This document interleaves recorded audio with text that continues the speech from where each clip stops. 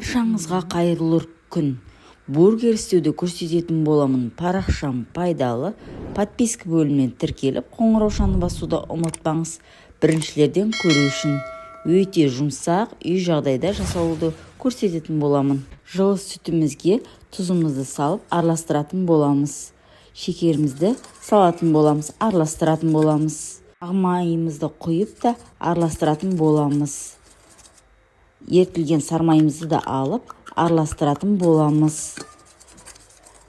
Жылы суымызды да араластыратын боламыз.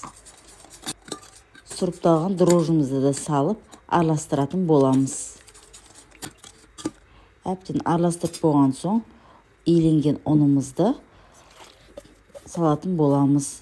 Жақсылап қамыр ғып илейтін боламыз.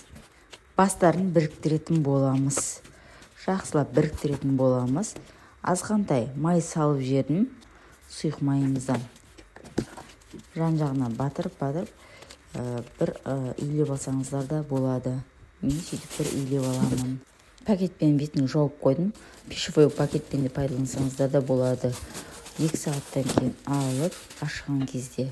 Қараңыздар, мен көзі ашыды. Ашығаннан кейін ұзын шағып, сопақ шағып алдым.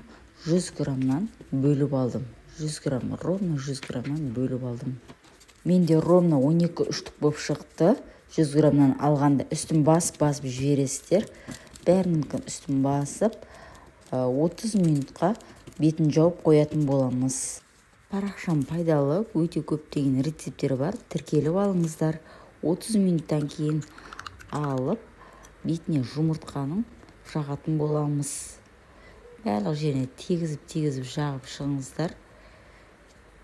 Көрініп тұрған жерлерін бәріне. Күнжіт септім. Күнжіттің қарасы бар екен, менде сарысын да қолдансаңыздар болады, қалауларыңызға қарап. 180 градуста 20 минут пісіріп алатын боламыз. Беті қызарғанша. Мектепке баратын балдарыңызға дайындап берсеңіз керемет.